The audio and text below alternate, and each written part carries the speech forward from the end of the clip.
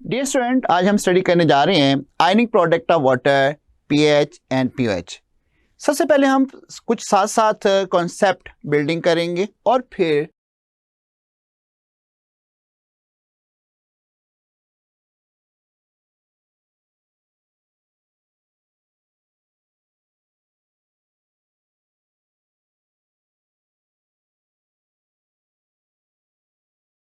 साथ ही साथ आपको कुछ ट्रिक्स और शॉर्टकट वो भी शेयर करूंगा, जिससे आप एंटी टेस्ट के इस टॉपिक से रेलेवेंट कोई भी क्वेश्चन आएगा तो आप उसका आंसर कर सकेंगे with in second. Let's start.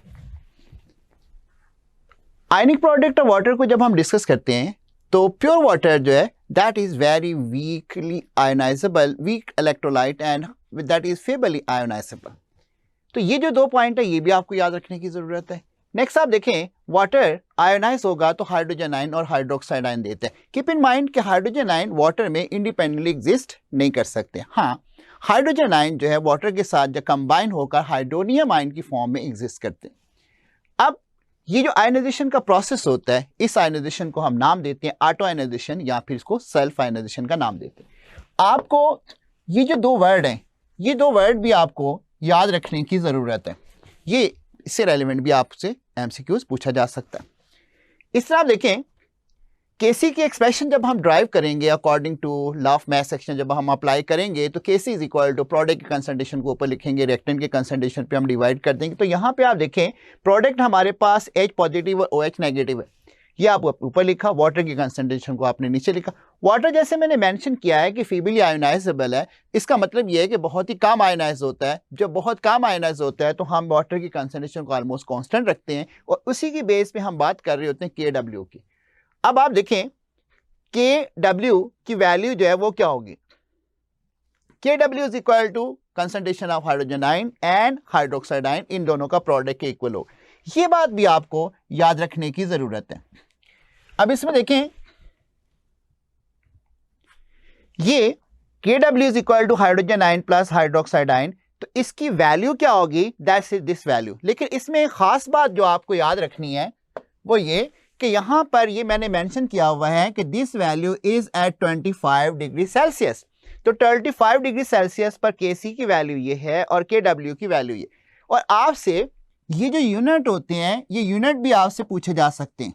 तो इसी के रेलेवेंट क्वेश्चन भी पूछे जा चुके हैं एंटी टेस्ट में कि KW जो है उसका यूनिट क्या होगा। तो यूनिट सिंपल है कि कंसंट्रेशन के unit multiply by the concentration unit, तो कंसंट्रेशन यूनिट स्क्वायर आ जाएगा। That you can see here is mole square decimetre raise to -6। Next slide की तरफ चलते हैं। अब देखें, हाइड्रोजन आयन और वाटर जब भी आयनाइज होगा तो एक वाटर मॉलिक्यूल जब आयनाइज होगा तो उससे एक हाइड्रोजन आयन बनेगा और एक उससे हाइड्रोक्साइड आयन बनेगा। मीन कि हाइड्रोजन आयन और हाइड्रोक्साइड आयन की concentration that will remain same and that is 10⁻⁻⁷। ये कंसंट्रेशन इसकी होगी।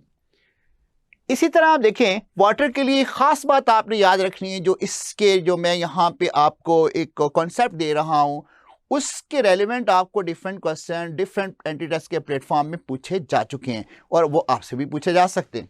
और ये it will make very easy for you to answer the question relevant to this topic. Temperature को जब आप इंक्रीज करते हैं तो टेम्परेचर इंक्रीज करने से आयनाइजेशन ऑफ वाटर इंक्रीज होगी। आयनाइजेशन जब इंक्रीज होगी तो हाइड्रोजन आयन की कंसंट्रेशन बढ़ेगी। जब हाइड्रोजन आयन की कंसंट्रेशन बढ़ेगी तो हाइड्रोक्साइड आयन की कंसंट्रेशन भी बढ़ेगी। अब इसी तरह देखें, अगर हम बात करें हाइड्रोजन आयन की कंसंट्रेशन बढ़ी, तो जब हाइड्रोजन आयन की कंसंट्रेशन बढ़ेगी तो जो pH की वैल्यू है वो pH की वैल्यू क्या होगी, डिक्रीज होगी। As hydrogen ion concentration increases pH decreases, OH ion concentration increases, तो इसी तरह POH की बात करेंगे दैट आल्सो डिक्रीजेस। जब ये दोनों वैल्यू डिक्रीज हो गई तो pH और POH दोनों का जो सम होगा वो सम भी तो क्या होगा, डिक्रीज हो जाएगा। तो that sum also decreases. Mean कि अगर हम बात करते हैं 25 डिग्री सेल्सियस पर, 20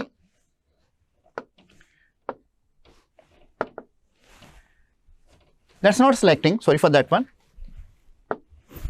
Now I will select it, I think 25 degree Celsius पर तो 25 डिग्री सेल्सियस पर जब हम बात कर रहे होते हैं तो उस सूरत में हम ये बात कर रहे होते हैं कि pH और pH का जो सम होता है दैट इज इक्वल टू 14। तो क्या ये 14 से ग्रेटर हो सकता है? Yes, that's possible. क्या ये लेस हो सकता है? Yes, that's also possible. यही तो इंडिकेशन आपको यहाँ पे मिल रही है कि pH प्लस pH इन दोनों का जो सम होगा दैट डिक्रीजेस। इसी तरह Kw की वैल्यू क्या होगी? बढ़ जाएगी। Kw क्या था? प्रोडक्ट ऑफ हाइड्रोजन आयन और हाइड्रोक्साइड आयन कंसंट्रेशन। तो ये Kw की वैल्यू इंक्रीज होगी। तो व्हाट अबाउट pKw? तो pKw की वैल्यू जो है वो क्या हो जाएगी? डिक्रीज हो जाएगी। ये जो कंसेप्ट है ये सारा आपको की कंसेप्ट है और ये आपको बहुत अच्छे तरीके से याद रखने की जरूरत है। लेकिन pH अगर कम हुई, pOH कम हुई, तो क्या इसका मतलब ये है कि क्या जो वाटर है वो एसिडिक हो गया या बेसिक हो गया? Keep in mind water remains neutral, but water remains neutral, ये आपने माइंड में जरूर रखना। Water remains neutral, that's the key point है। इसी तरह आप देखें pH की अगर हम बात करें तो pH इज इक्वल टू क्या है? pH is equal to negative log of hydrogen ion concentration. इसी तरह आप देखें pOH की बात करें तो that's negative log of hydroxide ion concentration. यहां पे हाइड्रोजन आयन कंसंट्रेशन अगर आपने फाइंड आउट करनी हो तो hydrogen ion concentration that is equal to 10⁻⁻⁴। ये हमारे पास क्या है? This is actually one of the shortcut है।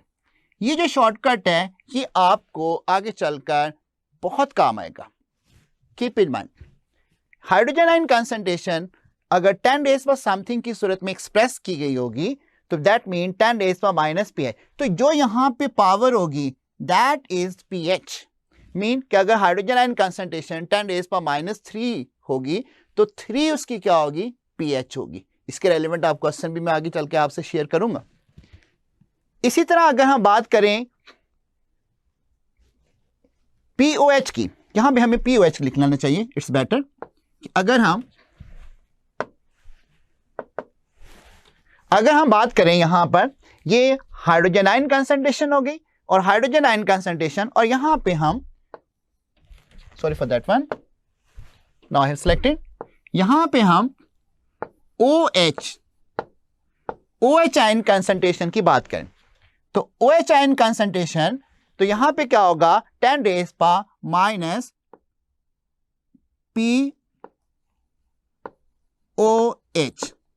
that's pOH. I'm changing the color for the clarity. That is OH negative ion concentration and that is pOH. So you can correct this formula here कि hydrogen ion concentration क्या होगी? 10⁻⁻⁴ और hydroxide ion concentration that is 10⁻⁻⁴ इसी तरह pH और pOH जो इसका sum 14 के, but keep in mind that is only at 25 degree Celsius. Next pKw की बात करते हैं। pKw सेम उसी तरह आप डिफाइन कर सकते हैं, that is equal to minus negative log of Kw. Now we move to some questions here. First question is the unit of Kw of water is. Water के लिए Kw का unit क्या होगा? अभी तो हमने बात की कि Kw एक्चुअली क्या होता है। Kw is equal to that is equal to the product of hydrogen ion concentration and hydroxide ion concentration. इसी तरह आप देखें अगर ये दोनों के प्रोडक्ट के इक्वल है तो कंसंट्रेशन का प्रोडक्ट, और ये वैल्यू हमने बात की थी 1.0 इंटू 10⁻⁻14 मोल स्क्वायर डेसीमीटर (6). तो what is the unit then? Unit is this one, this is the unit here. तो what should be the answer then? This will be the answer, that's the delta option here and delta option should be the answer. Let's see, yes, that's actually the answer here. Delta is the correct option. Now move to the next question. A container have 500 cubic centimeter of pure water at room temperature. How many moles of water are present in it? That's the first question here. And the tag question here also another question for your interest. What is the molarity of water? The options are given here. अब देखें यहाँ पे सबसे पहले तो आप ये देखें कि 500 क्यूबिक सेंटीमीटर वाटर की बात की गई है। आपको उसको कन्वर्ट करना होगा मैस में। मैस में आप कैसे कन्वर्ट कर सकते हैं? You know, mass is equal to density into volume. So what is the density of water? That is 1 gram per cubic centimeter. 1 gram per cubic centimeter multiplied by the given volume. The given volume here is 500 cubic centimeter. आप इससे find out करेंगे mass. तो mass अगर given हो तो very first आपने जो first topic था उसमें पढ़ा था mole concept में कि आप number of moles find out कर सकते हैं. How you can find the number of moles then? Number of moles is equal to mass divided by molar mass. तो mass is 500 gram और molar mass of water is, yes, that is 18. So 500 divided by 18, you will get the answer here, that is 27.75. So what should be the answer of this question first? How many moles of water are present in it? The answer is this one. Charlie will be the correct option here. So this is the Charlie option will be the correct option here. And what the computer says? Yes, we are right. Now, next question is what is the molarity of water? Water की molarity क्या है? जब आप molarity find out करते हैं तो उसके लिए क्या होगा? Number of moles आप देखें, यहाँ पे हमने find out किए number of moles of water that is present in 500 cubic centimeter. According to the definition of molarity, we have to find out the number of moles which are present in 1 cubic decimeter or 1000 cubic centimeter. So you have to double this value. So simply double this value and molarity will, that is 2 multiplied by 27.75. The answer will be 55.5. So here the answer is this one for the second question. Option here, that is actually the delta option, not the beta one. Beta is here. This is the delta option here.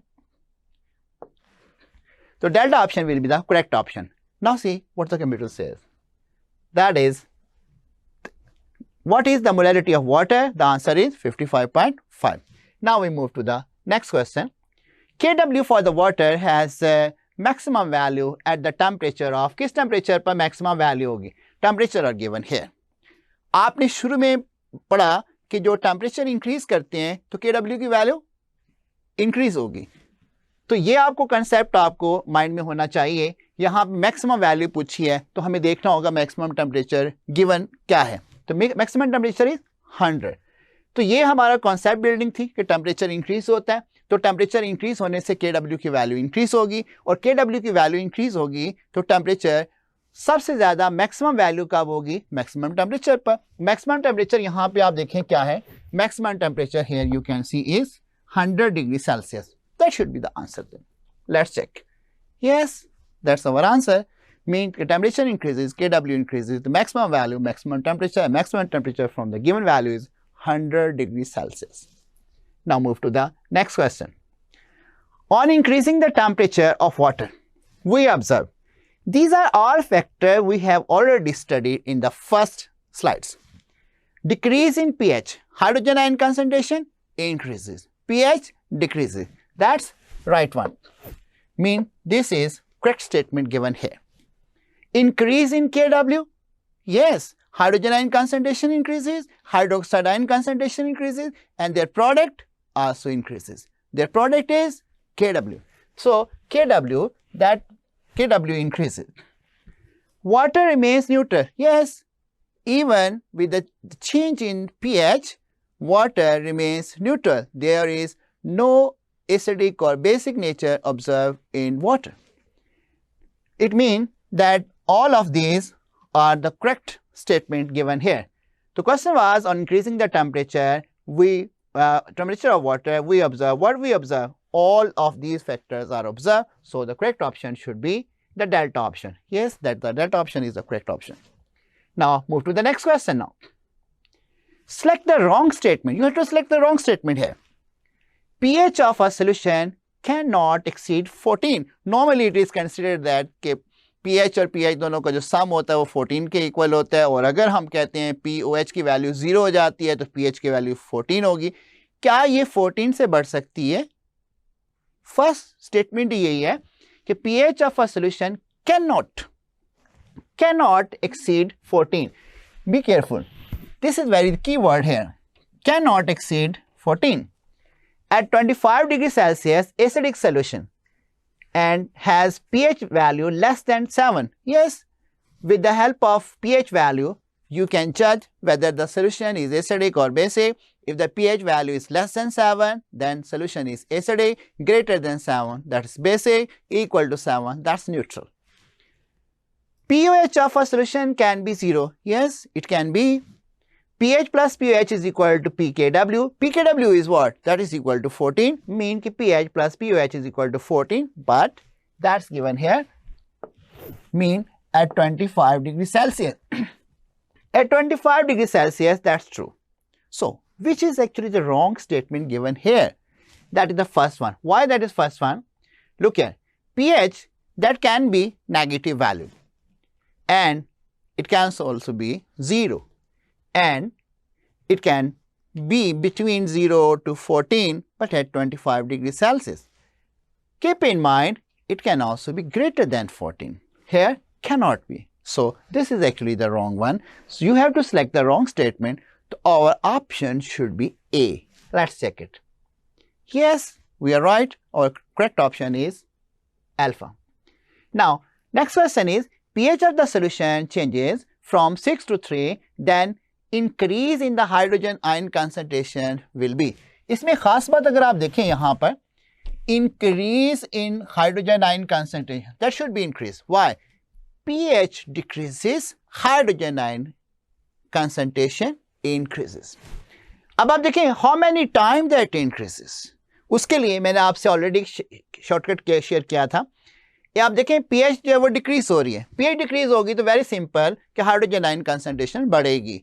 अब इसी तरह अपने ये hydrogen ion concentration that is equal to 10 raise पर minus pH. ये मैंने shortcut आपसे शुरू में भी शेयर किया. अब आप देखें यहाँ पे हमारे पास pH है 6, हमारे पास pH है 3, फाइनल वैल्यू क्या है 3, तो 10 रेज़ पर माइनस 3 और 10 रेज़ पर minus 6. You can compare like this. 10 raised power minus 3 divided by 10 raised power minus 6. So, 10 raised power 3, 10 raised power minus 3, 10 raised power minus 3, 10 raised power minus 6. इसको आप simplify करेंगे, you will get 10 raised power 3. 10 raised power 3 mean 1000. So, the answer should be 1000 times. This should be the answer of this question. Okay, let's check. pH of hydrogen ion pH of solution changes from 6 to 3 mean 1000 times the hydrogen ion concentration will increase. Yes, that's our answer. Delta is the correct option. Next question. Question number 7. 1 mole per decimeter cube of H2X, 50% dissociated, then its pOH will be. Keep in mind, pH नहीं, pOH जो है वो find out करने के लिए आपको कहा गया. आप देखें यहाँ पर, I'm selecting the कलर है ना. यहाँ पर एक तो आपको ये खास बात देखने की ज़रूरत है और ये भी ज़हन में रखें कि यहाँ पे ये 50% डिसोसिएटेड है, not 100% dissociated. You have to find out first of all hydrogen ion concentration. Let's start. How we can find the hydrogen ion concentration now. H2X जब आयनाइज होगा तो उस सूरत में क्या होगा, 2 हाइड्रोजन आयन और एक X नेगेटिव आयन जो वो बनेगा. इसी तरह आप देखें H2X इसकी कंसंट्रेशन गिवन है दैट इज 1. अब यहाँ पर जो हाइड्रोजन आयन की कंसंट्रेशन होगी that is double that of H2X. तो इससे डबल कंसंट्रेशन क्या होगी, 2 मल्टीप्लाई बाई 1.0. यहाँ तक बात तो क्लियर होगी. लेकिन एक और बात जो मेंशन की गई है that's 50% dissociated. 50% dissociated mean 50 divided by 100. अब आप 50 डिवाइड बाई 100 क्या होता है, दैट इज 1/2. तो 2 से कैंसिल हो जाएगा. We get hydrogen ion concentration is 1. अब जो हाइड्रोजन आयन कंसंट्रेशन 1 आए तो 1 को हम लिख सकते हैं 10 रेज़ पावर 0. ये मैं इसलिए लिख रहा हूँ कि हम वही शॉर्टकट यूज़ कर सकें जो ऑलरेडी शेयर कर चुका हूँ आपसे मैं, कि hydrogen ion concentration that is equal to 10 raise power minus pH. तो 10 रेज़ पर जो आएगा आपके पास नेगेटिव समथिंग तो वो क्या होगी, pH होगी. What should be the pH? pH is 0 है. तो जब pH 0 होगी तो उस सूरत में क्या होगा, pH 0 आपके पास आ गई तो pH 0 होगी तो pOH की वैल्यू क्या होगी, pOH is equal to 14. So the answer should be 14 now. So let's check it. The answer is 14. Now, question number 8. pH of H2SO4 solution is, that is 1. Now pH is given and that pH is 1. What will be its molarity? Tricky one. Molarity आपसे पूछा गया और pH आपको दी गई। अब आप देखें यहाँ पे ऑप्शन है हमारे पास मोलैरिटी के लिए, पीएच की वैल्यू गिवन है दैट इज 1। अब देखिए यहाँ पर हम बात कर रहे होते हैं सल्फ्यूरिक एसिड की, तो सल्फ्यूरिक एसिड जब आयनाइज होगा तो सल्फ्यूरिक एसिड आयनाइज होगा हाइड्रोजन आयन और सल्फेट आयन में। पीएच गिवन है that pH is equal to 1, ये हमने यहाँ पे लिख ली, पीएच की वैल्यू आपके पास ही है। हाइड्रोजन आयन की कंसंट्रेशन जब आप निकालेंगे तो hydrogen ion concentration is 10 raise पर क्या आ जाएगा -1। वही फॉर्मूला जो शॉर्टकट आपसे मैंने इस लेक्चर में शेयर किया उसी को हम यूज कर रहे हैं और ये आपके लिए बहुत ही यूजफुल साबित होगा। 10 रेज पर -1 मीन दैट इज 1/10, 1/10 मीन 0.1। तो ये आपके पास आ गई हाइड्रोजन आयन की कंसंट्रेशन। देखिए जब आप सल्फ्यूरिक एसिड की बात कर रहे होते हैं तो सल्फ्यूरिक एसिड में एक सल्फ्यूरिक एसिड का जो मॉलिक्यूल होगा वो 2 हाइड्रोजन आयन दे रहा होगा। तो हाइड्रोजन आयन की तादाद जितनी भी बनेगी उससे हाफ कंसंट्रेशन क्या होगी, सल्फ्यूरिक एसिड की कंसंट्रेशन होगी। आपने सल्फ्यूरिक एसिड का जो सोल्यूशन है उसकी मोलैरिटी बतानी है, हाइड्रोजन आयन की कंसंट्रेशन के लिहाज से नहीं, सल्फ्यूरिक एसिड के लिहाज से। तो एक सल्फ्यूरिक एसिड के मॉलिक्यूल में जो आयनाइज होगा तो 2 हाइड्रोजन आयन देगा। इसका मतलब है कि जितनी हाइड्रोजन आयन की कंसंट्रेशन होगी सल्फ्यूरिक एसिड की कंसंट्रेशन उससे हाफ होगी, उसके नंबर ऑफ मोल्स हाफ होंगे और इसी तरह उस लिहाज की मोलैरिटी हम फाइंड आउट कर सकते हैं। तो हमारे पास हाइड्रोजन आयन की कंसंट्रेशन 0.1 है। Simply if you divide it by 2 you will get the concentration of hydrogen that is present in that solution, mean you will get the molarity। अब आप देखें यहां पर आपने 2 पे डिवाइड कर दिया तो 0.1 को 2 पे डिवाइड करेंगे you will get 0.05। So the answer here that is 0.05, that is the correct option। Students, I hope so you have got this idea in a excellent or comprehensive way and now you can answer any question relevant to this topic.